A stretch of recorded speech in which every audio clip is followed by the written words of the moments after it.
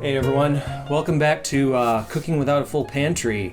It's been a while. As you can see, we have a new kitchen here. We actually moved. It's been a busy summer. We moved all the way from Iowa to Reno, Nevada.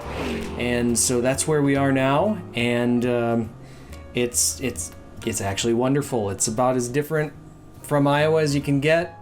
Mountains, deserts. We're right next to California, so we can visit, but we don't have to live there. Sorry, Californians. You guys are great. I love your land, but not your state.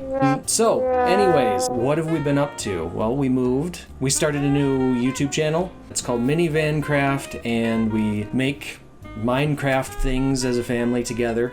We've got some builds there and some activities and games that we're playing. Fisher started his Minecraft channel as well. It's called Fisher Plays. It's pretty awesome. He's got some creative things going on there. Lucy and I started a podcast, which we are horrible at keeping up with, but we've got a few episodes out there. But now that we're settled here, I'm really excited to get back to making a cooking video. It's been almost a year since our first video on the channel, where Fisher and I made pumpkin pie with no pumpkin. So, you know, it's almost Thanksgiving. Pumpkin pie is like the ultimate Thanksgiving recipe, in my opinion. And I figured what would be greater than going back to our first video where we made no pumpkin pie, and instead make a pumpkin pie with all the pumpkin. So everything, every place we can cram pumpkin in there, we're gonna try it. So what do I mean by that? Well, come here and take a look. So here's what I mean here. We've got the ingredients to pumpkin pie. There's really not a whole lot of ingredients to it, especially once you take the pumpkin and the pumpkin spice out. So the challenge is that we're trying to insert either pumpkin flavor or pumpkin spice flavor into whichever ingredients that are not already pumpkin or pumpkin spice flavored.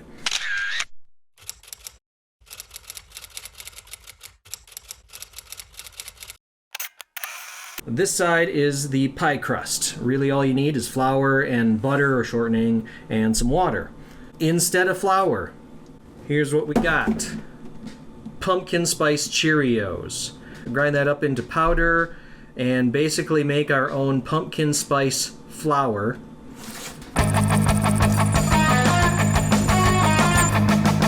Butter, there's really not much we can do with butter. We're keeping that as normal. Water, well, to prepare the pumpkin for the pumpkin puree, there's a lot of ways you can do it. I'm going to steam it. What's going to happen then is I'm going to end up with some slightly pumpkin flavored water, which I can then boil down to concentrate, and I'm going to end up with pumpkin water instead of regular water that I'm going to use in the pie crust. So over here, not much you can do with sugar. So sugar, salt, not going to change that. The pumpkin spices, we can't really change that because that's the point. That's pumpkin spice. Our eggs, my idea for that is to kind of marinate the eggs in a ginger beer. So ginger being one of the spices in pumpkin spice, I've got 3 egg yolks marinating in this really strong ginger beer, and hopefully that imparts some flavor onto here.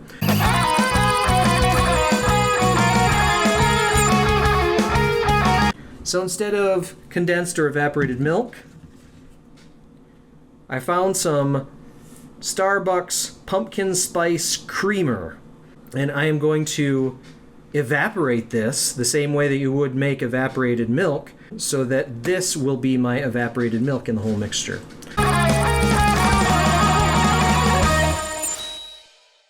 So, with all of those replacements, let's get to making the everything pumpkin pie. So the first thing we gotta do is crunch up these Cheerios. You can keep them in the bag here and bang on them with fist or with rolling pin or with whatever works. The easiest way to do this is in a food processor. I don't have one of those, so I'm using my mortar and pestle. Just grinding this up until it's a really fine powder. That should do. Now I need 2 cups of this, so it's going to take quite a few grinding passes.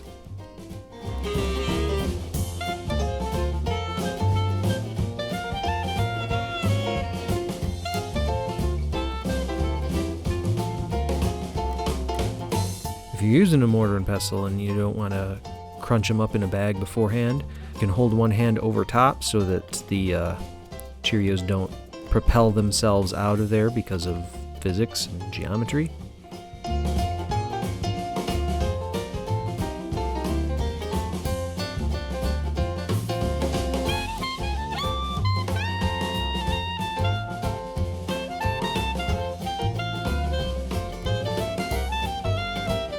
Adding half a cup of flour. I think that the Cheerios by themselves are not going to bind to each other when I form the pie crust. I think that extra flour is going to be necessary in there. Especially since, looking at the box, the Cheerios are gluten-free, and gluten is the main thing that binds the flour particles together when you make a pie crust or bread or anything flour-related. Just chopping up the pumpkins now, and then you got to clear out the guts.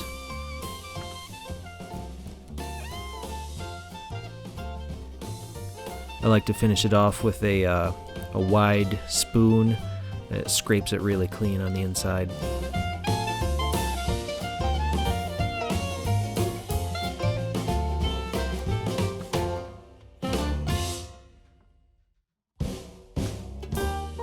I'm going to start condensing the pumpkin spice creamer and pretend like I should have done this as the first step, since this probably takes the longest.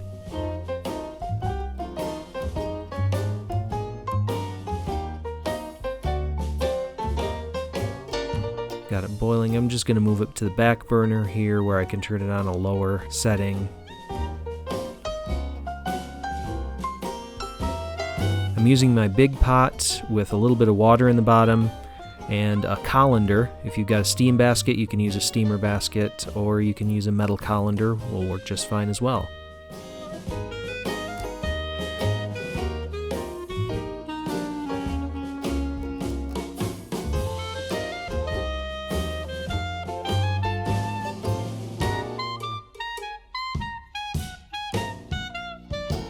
Okay, that is almost done there.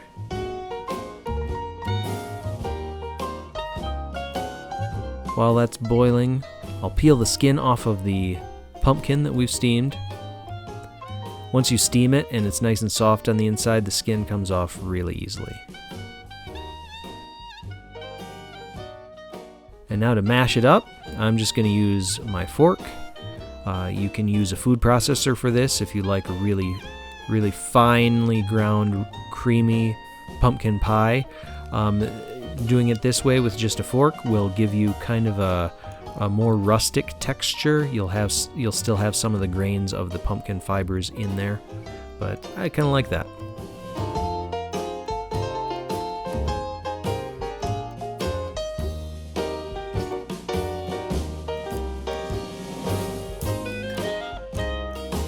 So here is the pumpkin water from the bottom of the big pot where I steamed the pumpkins. Putting that into a smaller saucepan, putting it back on the stove, and we're going to just boil the heck out of that to reduce it down. As soon as that is done boiling, we're going to immediately get that cooled down and put into the freezer or fridge. You want that really cold when it comes to make the pie crust.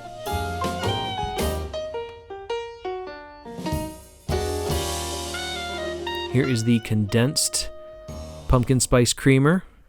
I'm just straining it through a colander into the bowl to get rid of any chunks.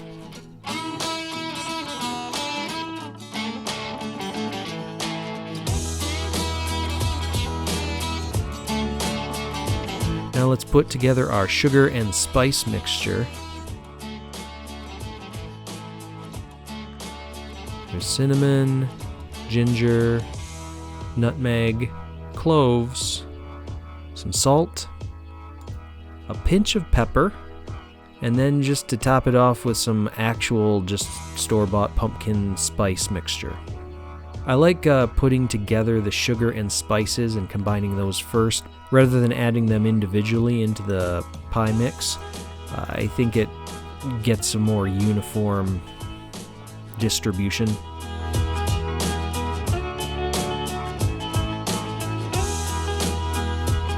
Okay, now we're going to carefully transport these egg yolks that have been soaking in that ginger beer. Just kind of draining the ginger beer off of the yolks before I put them in with a couple spoons. And we'll just mash those in and mix them right in there. And we'll add one more egg, including the yolk and the white. Mix that in. And here's our sugar and spice mixture.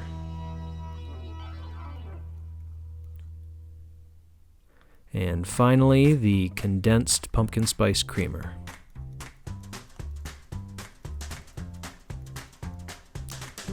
I love the color change that happens at each stage of adding the ingredients to the filling. It's really satisfying. And that'll go into the fridge while we make our pie crust.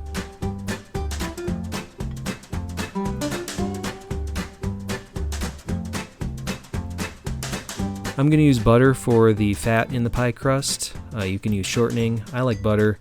I'm going to start by chopping the butter into lots of little tiny pieces, which I'm then going to put into a bowl and put into the freezer. Alright, here's our pumpkin spice Cheerio flour, mixing it in with the frozen pieces.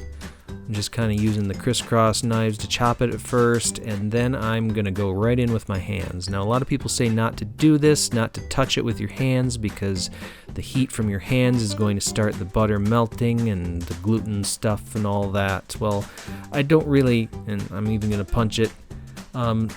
It's not really that big of a deal with this type of flour, and I've frozen the butter, so it's plenty cold enough that as long as I'm not just cradling it in my hands, it's not going to do that.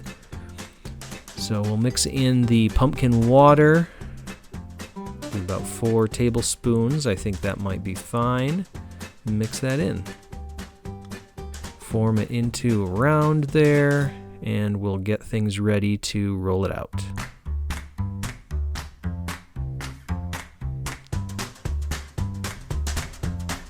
And already here I'm having some trouble with cracks that it's just not wanting to stay together. I was kind of afraid of this. It's just not binding like it really should.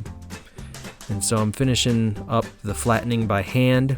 And it's actually so fragile, I usually use a spatula and a knife to fold it before I move it to the pie pan. I'm having to use I cut the front off of the Cheerio box, and I'm using that to lift up the crust, and I'm gonna have to cut it halfway here because there's no way that I can get the whole thing moved in one piece. It's just too fragile. That comes from just not having enough flour to bind properly. Just moving it over to the cast iron skillet and carefully shaping it into the edges. Here comes the other half, and I'm going to slightly overlap them in the middle and then just press it down to put it all together. So here it is, and here comes the pie filling. Looking so beautiful.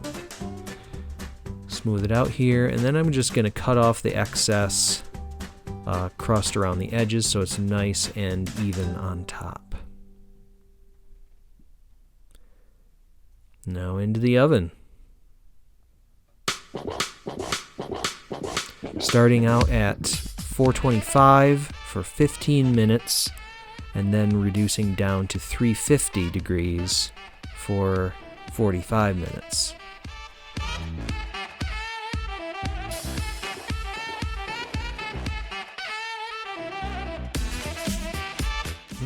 Looks pretty good.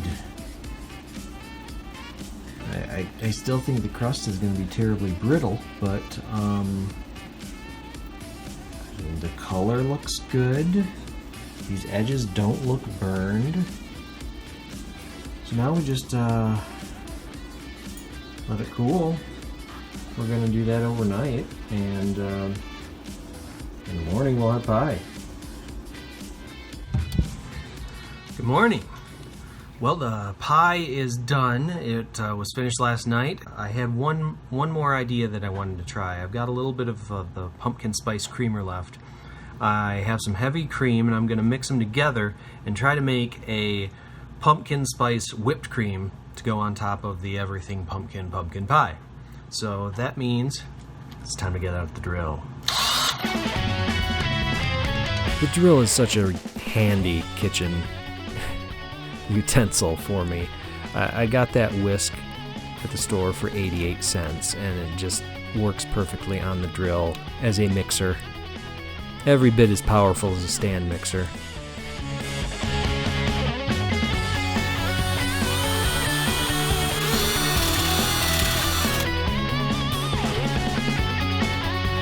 I think that the creamer being in there is throwing off the ratio enough where it's not going to whip to stiff peaks. I'm going to try adding a little bit more heavy cream and continuing whipping.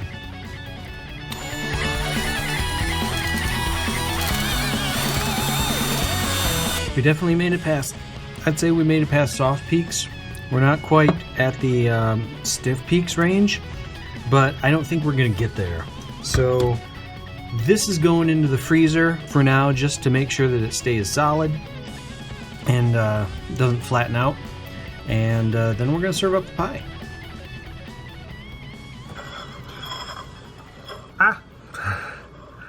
Pie is served. It looks pretty good. Looks appealing. The whipped cream is definitely soft. Yeah, probably would have been best just to mix in pumpkin spice with actual heavy cream and just whip it up that way, or just forget that step. The crust turned out quite a bit better than I was thinking. It stayed together pretty well, and the back is not burned. Yeah, it tastes good. It's kind of like a graham cracker crust, just a little bit more pie crusty. That doesn't sound appealing, but it's somewhere in between a regular pie crust and a graham cracker crust. So I think it works, honestly. Let's try a bite off the front here.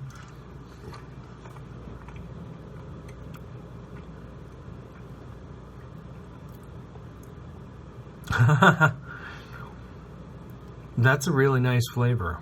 It there is a little bit more richness from I think from the condensed pumpkin spice creamer, and I can definitely taste a little bit more ginger flavor, and I'm betting that comes from the yolks that we soaked in the ginger beer.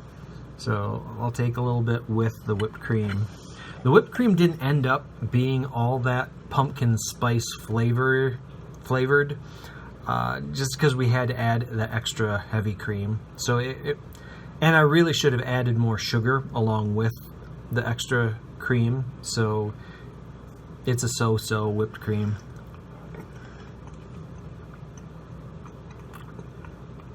Still tastes good with pumpkin pie though. I just sprinkled a little cinnamon on it too. That kind of does the trick.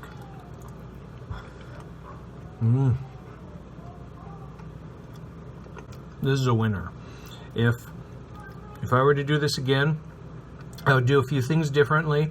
I would have more flour in the mix with the crushed up pumpkin spice cereal. You can just mix in your pumpkin spices with your flour and make a regular pie crust that way, and it will basically have the same effect. I do like using the pumpkin water in place of the regular water. I think that does add a little bit of something that you can't really notice, but I think it helps with the overall effect. I would, for the filling, I would do pretty much everything the same. I might try something other than the ginger beer next time, maybe like a pumpkin flavored beer, ale, or like a pumpkin liqueur to soak the egg yolks in. And then the whipped cream I would obviously do differently. I would probably just use regular whipped cream and then sprinkle some stuff on top. So, all right, well, thanks for joining us. Everything pumpkin pie. Go ahead and try it. If you do try it, let us know how it goes. Give it a try for Thanksgiving. You still got time to get all your ingredients, or if you don't, just you can always go ahead and cook without a full pantry. So, all right, happy Thanksgiving. We'll see you next time.